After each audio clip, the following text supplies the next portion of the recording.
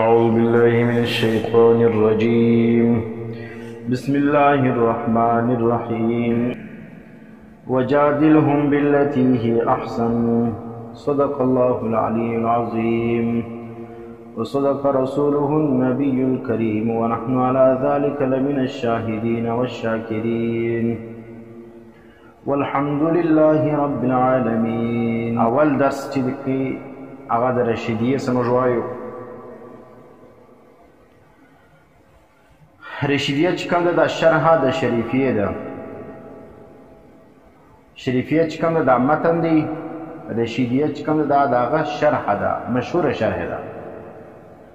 په بحث د مناظره کې دا تر ټولو مشهور کتاب دی. رشیدیه چې کوم ده دا سید شریف علی ابن محمد الجرجانی چې دی وفات شوی دی 816 هجری کې.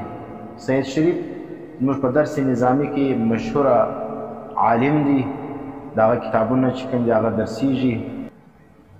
اور رشیدیه چې کوم ده د دې مصنف به شیخ رشید جمپوری رحمه الله دی چې دی وفات شوی دی 1083 هجری کې. نو موږ چې کوم دی هغه زه دې خلاصه وایو. اول به د شریفیه خلاصه موږ وایو چې دا شریفیه کې کم د مناظره بحث دی، هغه پر کم طریقه کار باندې سوی دی. شریفیه خلاصه دا ده، په دې کې اول یو مقدمه ذکر کیږي. په مقدمه کې یو څه اصطلاحات دي او داغه تعریفات دي. یعنی په مناظره کې چې کوم اصطلاحات راځي داغه تعریفونه ذکر کیږي. داغه وروسته نه ابحاث دي، یعنی ابحاث 9. داغه وروسته یو خاتمه ده. بس خلاصه یې چې سره مقدمه، په مقدمه کې اصطلاحات او تعریفونه دي، بیا ابحاث 9 دي، نه ابحاث دي او یو خاتمه ده. اوس اول موږ مقدمه وایو. د مقدمه 2 تعریفونه کیږي. یو په بحث د مناظرې کې یا په اعتبار د مناظرې د مقدمه تعریف دی، او یو د مقدمه تعریف دی په اعتبار د غیر مناظرې. چې نور علوم کې موږ د مقدمه کم تعریف کو، یو هغه تعریف دی. نو چونکې دلته موږ د مناظرې بحث وایو، نو په اعتبار د مناظرې باندې مقدمه څه ته وایي؟ ما يتوقف عليه صحة الدلیل. هغه شی ته وایي چې پر هغه باندې د دلیل صحت موقوف وي. او په نور کتابو کې موږ وایو په اعتبار د غیر مناظرې باندې هلته د مقدمه تعریف سره کم کیږي. ما يتوقف عليه شروع العلم. مقدمه په نور علوم کې دا ته وایي چې پر هغه باندې د علم شروع موقوف وي، چې هغه مقدمه ثاني ویلې په هغه علم باندې تشروع نه سي کوي. او په مناظرې په بحث کې مقدمه څه ته وایي؟ چې پر هغه باندې د دلیل صحت موقوف وي. په پوهېږي چې دا مقدمه ثاني ویلې د دلیل صحت تا ته بیا نه معلومیږي. دویم شی چې کوم دی هغه تعریفات دي چې موږ دلته تعریفونه کوو. اول دا ځکه تعریفات جمع د تعریف ده. تعریف کې 3 احتمال دي. یو معنا مصدری ده، دویم دغه مصدر په معنا سره د فاعل، دریم چې کوم دی هغه مصدر په معنا سره د مفعول. عام طور دغه 3 معنا کېږي د مصدر ده. یا د مصدر خپل مصدری معنا واخه، یا مصدر په معنا د فاعل واخه، یا مصدر په معنا د مفعول واخه. که مصدر په معنا د فاعل کې، نو به مثال دا رقم ځکه عدل زید عدل څه معنا؟ زید عادل. یا خلق بمعنی چی راځي؟ خالق راځي. خلق ذکر کا مصدر په معنا د چا واخه؟ د خالق واخه. او معنا په مصدر چې په معنا د مفعول وي، هغه لکه خلق مصدر چې ذکر کې معنا د مفعول ځین واقع، خلق په معنا سره د مخلوق واقع. اوس موږ ذکر کوو تعریف پر 4 قسمونه دي. اوس عام طور چې تعریفونه کیږي موږ منطق کویل دي تعریف پر 4 قسمه دي. یو ته چې کوم دی هغه حد تام ویل کیږي، یو ته حد ناقص ویل کېږي، یو ته رسم تام، بل ته رسم ناقص ویل کېږي. اسانه دي. حد تام څه ته وایي؟ چې جنس قریب او فصل قریب وي.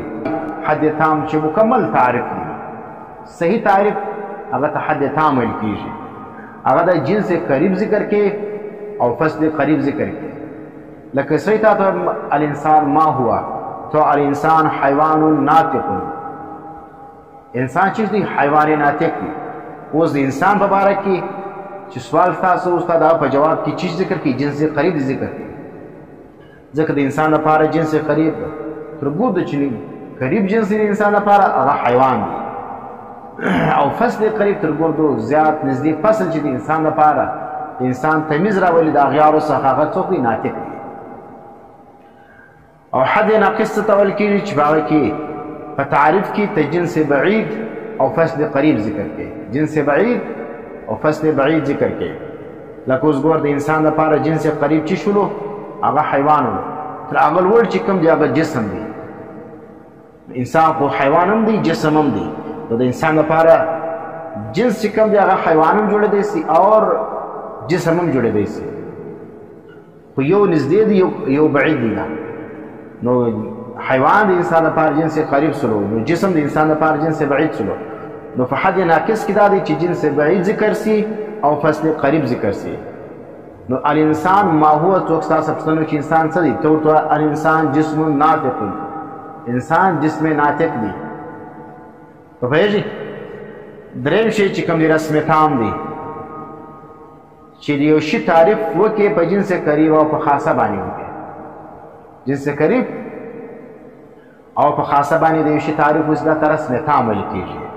لکه څه چې تاسو پوښتنه وکړئ چې الانسان ما هو، تو حیوان ضاحک. ګوره حیوان جنس قریب دی، ضاحک چې کوم دی هغه خاصه ده، دا د انسان خاصه ده. او رسم ناقص ته وایي چې جنس بعید او خاصه ذکر کې په تعریف کې. د یو شي په تعریف کې جنس بعید او خاصه ذکر کې. لکه انسان تعریف چې یو څوک وکړي په جسم او په ضاحک باندې. جسم د انسان لپاره جسم چې دی دا جنس بعید دی دا، او ضاحک چې کوم دی دا خاصه د انسان ده. نو انسان جسم ضاحک دا چې نو رسم ناقص شو. ګوره تعریفات شروع تعریفات سلسله ده. په دې کې اول مرچی شو د مقدمه تعریف مو ویلې، دویم د تعریف معنا وکړه، دریم چې کوم دی د تعریف اقسام وکړو. اوس څلورم شی موږ وایو مناظره څه ته ویل کېږي. خلک زه مناظره کوم، او بعضې خلک څه دي چې دا بریلویان مناظرې باندې ځان مشهوره کړي زه ډېر غټ مناظر یم. دا بیچارهګان د مناظرې تورې نیسي، وایي مناظره کورس. دا مناظره کورس نه دی، مناظره کورس. نو مناظره چې کوم ده دا مشتق ده د نظیر څخه یا د نظر څخه. نظیر یا د نظر څخه. که د اوله معنا واخلئ چې دا مشتق د نظیر څخه، نو مطلب یې دا دی چې دواړه مناظرین به په حیثیت علمي کې او په صلاحیت کې به سره برابر وي.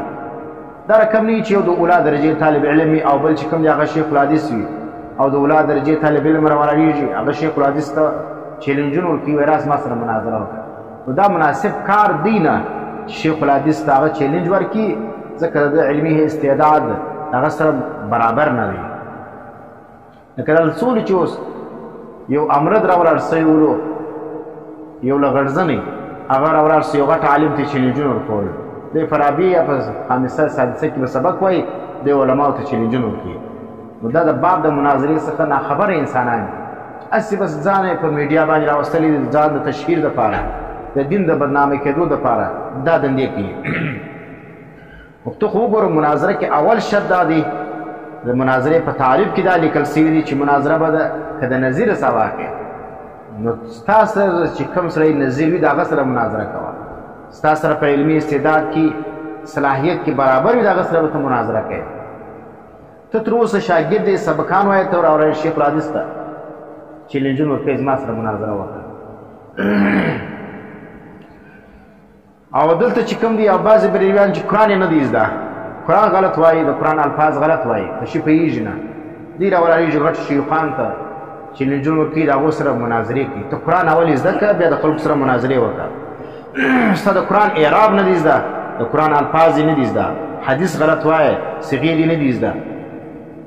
د مناظرې کورس کې د مناظرې تورې نه سې وایي او ته راولاړې د خلکو سره مناظرې کوې. نو دین چې کوم دی هغه دا خلکو تباه کړي دي. مناظره که د نظیر زده کړې نو څه معنا چې دا دوه کسان چې بحث مباحثه کوي دا به علمي حیثیت او استعداد به سره برابر وي. که یو د اعلی استعداد والا بل د کم استعداد والا دا مناظره کېدی نه سي. دا د مناظرې په فن کې دا مناظره ده نه. دویم دا دی که چېرې دا مناظره د نظره څخه کې نو نظر څه چې دا مشتق سوله په دې بیا څلور احتماله دي. اول معنا دا ده چې نظر په معنا د ابصار سره دی. ابصار څه معنا؟ لیدل. مناظره به هغه وخت مناظرین سره کوي چې دوی دواړه سره ویني. په مناظره کې لیدل شرط ده چې دواړه به مخامخ سره ویني.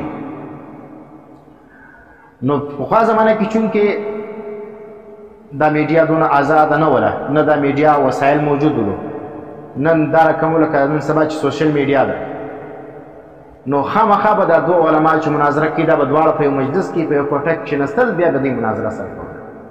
لیکن نن سبا چونکې وسایل زیات دي، میډیا موجوده ده، دواړه مناظرین چې کم دي هغه په واسطه سره د دې آلاتو یا د سوشل میډیا یو بل ویني سره. نو که چیرې براه راست نه سره کښېني هم د دوی دلایل چې کم دي هغه پر میډیا باندې یو بل ته ذکر کېږي. نو دا رقم چې کوم زما په خیال باندې دا هم په باب د مناظرې کې داخل ده. دویم دا د التفات النفس الى المعقولات. د نظر دویم معنا دا ده چې سړی نفس متوجه کړي معقولات لره. معقولاتو طرف ته چې متوجه کړي بس دا ته چې شروع کېږي دا ته مناظره ورکېږي. دریم دا ده په معنا سره د انتظار ده. نظر په معنا سره د انتظار ده. څه معنا؟ په دې کې به مناظره هغه وخت موږ مناظره ورته ووایو چې څه وخت دا دواړه مناظرین یو بل ته د خبرې وار ورکړي. او که چیرې یو بل ته د خبرې وار نه ورکړي وایي دا مناظره ده. دا مناظره په فن د مناظرې کې دا ته مناظره نه ویل کېږي چې هر یو لګیا یې بس خپله خبره کوي د اول خبره نه اوري. دا ته بیا مناظره نه ویل کېږي چې هر څو خلک ودې ته مناظره وایي. لیکن د دې فن په قواعدو د معنا پر اعتبار باندې ته مناظره نه ویل کېږي. څلورم دا دی چې مقابله ده. مناظره دا نظر چې کوم دی د مقابلې معنا ورکوي. نو مطلب دا دی چې دا دواړه مناظرین به یو د بل سره مقابل وي، یو بل ته به مخامخ وي. نو که چیرې دواړه یو بل ته مخامخ ول بیا مناظره چې کوم دی هغه موږ ورته ویسو. او که چیرې یو د بل ته مخامخ نه ولو بیا دې ته مناظره نه ویل کېږي. دا خو د مناظرې لغوي معنا سوله. یو چې کوم د هغه اصطلاحي معنا ده. اصطلاحي معنا چې کوم علماو کړی د هغه ده توجه المتخاصمین فی النسبة بین الشیئین اظهارا للصواب. چې دواړه متخاصمین دا بحث کوونکي چې جګړه یې ده په یو مسله کې هغه نسبت په مابین کې چې د دې محمول او د موضوع په مابین کې چې کوم نسبت راځي، یو وایي دا واجب دی بل وایي دا حرام دی. وینې؟ نو توجه د متخاصمینو فی النسبة بین الشیئین اظهارا للصواب. یو یې وجوب ثابتي یو یې حرمت ثابتي. مثال یو یې تقلید واجب دی بل یې تقلید حرام دی یا شرک دی. اوس دغه نسبت چې دی مابین کې د شرک دی یا د وجوب دی. اوس دغه شی چې کوم دی دا توجه د دواړو متخاصمین وکړي د څه لپاره؟ اظهارا للصواب. یا حرمت ثابت کی، وینې، یا څه ثابت کی؟ وجوب ثابت کی. نو که چیرې اظهار د ثواب پکې موجود ولو بیا دې ته مناظره ویل کېږي. او که چیرې اظهار پکې نه موجود بیا دې ته مناظره نه ویل کېږي. که چیرې هر وخت خپل ځان لویوالي مقصد ولو یا یو د بل چوپوالي مقصد بیا دې ته مناظره نه ویل کېږي. او عام طور نن سبا چې کوم مناظرې کېږي هغه دا رقم دی چې خلک د خپل ځان د لویوالي پای کې ثابت دي. او دویم دا کې چې خپل خصم بس چوپ کوي په کومه طریقه باندې. نو دا وایي ما مناظره وکړه.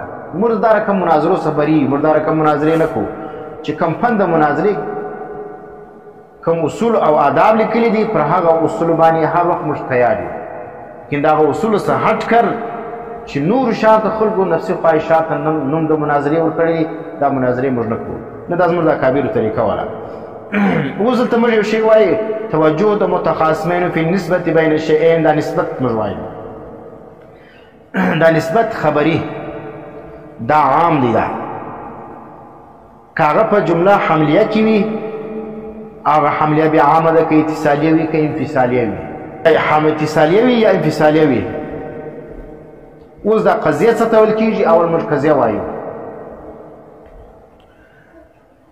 بیا د قضیې بعد به نو بیا په نسبت خبریه باندې موږ څه خلاص قضیه هغه څه ته وایي چې په هغه کې صدق او د کذب دا هغه جمله ده چې په هغه کې احتمال د صدق او د کذبي علی سبیل البدلیت چې په هغه قضیه کې شوي احتمال د صدق او د کذبي علی سبیل البدلیت څه معنا یا به صادق وي که صادق نه وله بیا به کاذب وي که کاذب وله بیا به صادق نه وي نو علی سبیل البدلیت چې په هغه کې د صدق او د کذب احتمال وي دا د قضیه ویل کېږي اوس راسې قضیه لره قضیه په دوه قسم ده یو حملیه ده یو شرطیه ده دا ګر د بحث د منطق دی چا چې منطق ویلی دي هغه ته اسانه ده حملیه څه ته ویل کېږي چې ثبوت د محمول وي موضوع لره یا نفي د محمول وي موضوع لره د موضوع څخه دا د څه ویل کېږي حملیه ویل کېږي او دویمه شی دویمه قضیه چې کوم ده هغه شرطیه ده شرطیه څه ته وایي چې په هغه کې د یو شي ثبوت یا د عدم ثبوت حکم نه ولګول سي معنی موضوع محمول ذکر وي لیکن په هغه کې د محمول د ثبوت یا د عدم ثبوت حکم نه موجود دی لکه ان كانت الشمس طالعه فالنهار موجود دلته حکم نه دی لیکل ان كانت الشمس کچيري ورځ دغه المر راختلی وي نو به ورځ موجوده وي وینې نو یقیني حکم نه دی لګول سوی ان كانت کچيري وي دا به بیا دی وي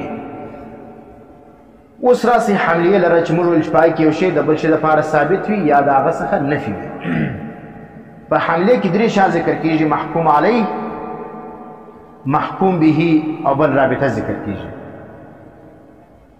د محکوم علیه ته موضوع ویل کېږي چې پر کوم شي باندې حکم لګول کېږي دویم شی چې کوم دی هغه محکوم به دی چې هغه ته محمول ویل کېږي او دریم شی چې کوم دی هغه رابطه ده چې هغه اکثر ضمایر د هو وینې هي دا رقم شی ذکر سي د جملې په مابین کې دا رابطه ده په مابین د موضوع د محمول کله اوس موږ وایي زید هو قائم زید هو قائم زید موضوع سوله دا قائم دا محمول سلو هو چې کوم دا رابطه ده په مابین د موضوع د محمول کې اوس راسي دغه لره موضوع لره په اعتبار د وجود سره د موضوع پر درې قسمه ده په اعتبار د وجود سره چې موضوع وجود لري دا درې قسمه دي یو دا د چې خارجیه ده دویم دا د حقیقیه ده دریم دا د ذهنیه ده څه معنا موضوع خارجیه موضوع حقیقیه موضوع ذهنیه اوس چې خارجیه څه ته ویل کېږي چې موضوع چې کومه په خارج کې وجود لري لکه موږ الانسان کاتبون انسان کاتب دی نو انسان په خارج کې وجود لري دویمه دا ده چې حقیقیه حقیقیه څه ته وایي چې په هغې کې دغه حکم د محمول یا ثبوت د محمول موضوع لره بیا قطع نظر دې څخه چې دغه موضوع په حقیقت کې په خارج کې وجود لري کې په ذهن کې لري لکه موږ وایو الاربعة زوجون څلور چشتي جفت دي دا څلور جفت دي دا اوس څلور چې جفت سلو دغه زوجیت دا ثابت دي چا لره اربعو لره وینې په واقع کې دا ثابت دي دا اوس که په خارج کې څلور شیان موجوده وي که نه وي موجوده خالي په ذهن کې دا څلور موجوده وي هلته د هغه دپاره زوجیت ثابت دي دریم چې کوم د هغه ذهنیه ده چې دغه موضوع وجود خالي په ذهن کې لکه انسان کلی انسان کلی دی اوس انسان کلی په خارج کې وجود نه لري انسان جزئی په خارج کې وجود لري انسان کلی په خارج کې وجود نه لري موضوع چې کومه په اعتبار د وجود سره دا پر درې قسم سره یو موضوع خارجیه سوله، یو حقیقیه سوله، یو ذهنیه سوله. د خارجي مثال چې سو الانسان کاتبون، د حقیقي مثال چې سو الاربعه زوجون، د ذهنیه دا چې سو الانسان کلیون.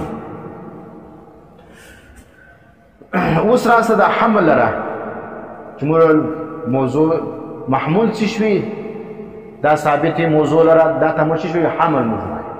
دا حمل پر درې قسم دی. یو ته حمل بالاشتقاق ویل کېږي، یو حمل بالترکیب، یو حمل بالمواتات ویل کېږي. څو قسم سره؟ پر درې قسم. حمل بالاشتقاق، حمل بالترکیب او حمل بالمواتات.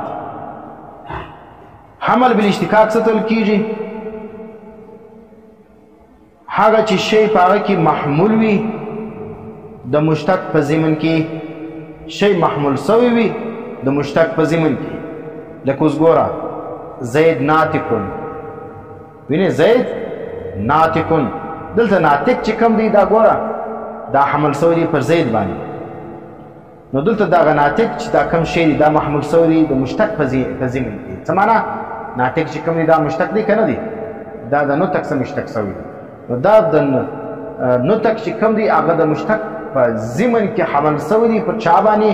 پر زید باندې. او دویم دا دی چې حمل بالترکیب وي چې په هغه کې شی محمول وي د ترکیبو سره. وینې معنا دوه شی سره یو ځای کې بیا ته حمل کې پر بل شي باندې. لکه ګوره زید ذو مالین یا خالد ذو مالین. خالد مبتدا سره، ذو مضاف، مالین مضاف الیه. دا دواړه تا سره مرکب کړل، وینې بیا دې څه په وکړل؟ دغه مجموعه دې حمل کړه پر چا باندې؟ پر خالد باندې یا پر زید باندې. نو زید ذو مالین یا خالد ذو مالین دا ته حمل بالترکیب ویل کېږي. دریم چې کوم دی حمل بالمواتات دی چې په هغه کې شی محمول وي بغیر واسطې، یو څه شی نه پکې موجود. مثلا د موضوع د محمول مابین کې څه شی نه موجوده، لکه عمر طبیب یا زید طبیب. وینې اوس عمر طبیب دی، دلته ګوره رابطه نسته موجود، یو شی نسته موجود، بلکې طبیب دا برای راست او ډایرکټ حمل سوی پر عمر باندې. دا ته حمل بالمواتات کېږي چې محمول ثابت وي موضوع لره بغیر څه واسطې. دا د څه شي حمل بالمواتات کېږي. دا موږ د حملیه بحث ووایو. خلاصه چی شوله؟ نسبت خبریه موږ ووایو. نسبت خبریه په جمله کې راځي، په قضیه کې راځي. قضیه موږ څه ته وویل چې په کې صدق او د کذب احتمال وي علی سبیل البدلیت. بیا دا قضیه پر دوه قسم ده، حملیه ولا او بل شرطیه ولا. حملیه تعریف مو کې چې یو شی بل شی لپاره ثابت وي یا یو شی د بل شی څخه نفي وي. شرطیه هغه ته وایي چې په کې د شی ثبوت یا د عدم ثبوت حکم نه لګل سوی. بیا په حمله کې درې شامل موضوع، محمول ولا او بل رابطه ولا. یو ته محکوم علیه ویل کېږي، بل ته محکوم به، بل ته رابطه ویل کېږي. مثال زید هو قائم، زید هو قائم دا مثال شو. بیا دا موضوع راواخه دا پر درې قسم سوله، یو خارجیه سو، یو حقیقیه سو، یو ذهنیه سوله. خارجي مثال الانسان کاتبون، حقیقي مثال الاربعه زوجون، او د ذهني مثال چې سره الانسان کلیون. بیا چې دا محمول ثابت دی موضوع لره د حمل پر درې قسم سره. حمل بالاشتقاق دی، حمل بالترکیب دی، حمل بالمواتات دی. په پوهېږئ؟ حمل بالاشتقاق څه ته ویل کېږي چې پای کې شی محمول وي د مشتق په ضمن کې، شی محمول وي د مشتق په ضمن کې. لکه اوس ګوره نطق دا حمل پر زید باندې د ناطق په ضمن کې. او دارنګه حمل بالترکیب دا ته ویل کېږي چې دوه شی سره یو ځای کې بیا حمل کې پر چا باندې؟ پر بل شي باندې چې هغه موضوع ده. لکه خالد ذو مال یا زید فی الدار. او دریم چې کوم حمل بالمواتات دی چې پای کې شی محمول بغیر واسطې، محمول ثابت وي موضوع لره پای کې څه واسطه نه موجود، لکه عمر طبیب. دا د حملیه بحث موږ وایو. دا ګر منطق ذکر دی. دلته ویل کېږي چونکې مناظره چې کوم ده هغه سړی کوي چې هغه منطق ویلي. چا چې منطق نه ویلي هغه مناظره نشي کولی. که کوی سیم کمزوري وي په باب د مناظرې کې، نو ځکه منطق دلته موږ څه وایو چې کوم شان تاسو هلته ویلي دي، نو هغه شان چې کوم دی هغه دلته موږ ذکر کوو چې برته ستاسو د هغه اعاده وسي، ریویژن یې وسي. دویم شی چې موږ ویلی وو چې قضیه چې کوم ده دا دویم قسم شرطیه ده. شرطیه تعریف موږ څه کړي ولو چې په هغه کې د شي ثبوت یا د عدم ثبوت حکم نه موجود ده. په شرطیه کې دوه شیان راځي، یو مقدم دی یو تالي ده او بل چې کوم دریم شی هم راځي رابطه. نو درې شیان راځي، لکه هلته موضوع محمول رابطه وله، دلته هم راځي مقدم تالي رابطه. دا بیا پر دوه قسم ده شرطیه، یو موجبه ده بله سالبه ده. یو موجبه ده بله سالبه ده. موجبه ده ایجاب څه ده؟ وینې ایجاب څه معنا چې یو ثبوت د نسبت وي پر تقدیر د نسبت اخرى باندې یو نسبت ثابت وي چا لره دغه محمول ثابت وي موضوع لره پر چیش باندې پر تقدیر د نسبت اخرى باندې من کدا بل موجود ولو بیا بل موجود. لکه اوس ګور ان كانت الشمس طالعه فالنهار موجود. فالنهار نو اوس کچيري شمس طالع وی المره ختلی وی بیا به فالنهار موجود وي، بیا ورځ موجود وي. نو دلته ثبوت د نسبت دی دا پر تقدیر د نسبت اخرى باندې. ان كان زید انسانا، ان كان زید انسانا کچیر زید انسان وي نو کان حیوانا دی به شي بیا حیوان وي. سالبه څه تل کې چې هغه کې حکم د عدم ثبوت نسبوي پر تقدیر د نسبت اخرى باندې. عدم ثبوت نسبته على تقدیر نسبت الاخرى. په یو نسبت چې کوم دی هغه د عدمیت حکم موجود وي په نسبت د تقدیر اخرى باندې. معنی چې دا بل حکم څه دی دا معدوم دی، نو دا حکم معدوم دی. لکه موږ څنګه وایو لیس البتة اذا كان زید انسانا كان فرسا. لیس البتة اذا كان زید انسانا كان فرسا. رقم معنا نس کېدلی، دا رقم نس هېڅکله نس کېدلی چې زید انسان وي او دی به بیا پرست وي، چې انسان سو بیا پرست نس کېدلی. اوس دغه شرطیه بیا پر دوه قسم ده، یو متصله ده بل منفصله ده. ګډ منطقي ده. شرطیه پر دوه قسم ده، پر دوه قسم ده، یو متصله بل منفصله. متصله بیا پر دوه قسم ده، یو موجبه ده بل سالبه ده.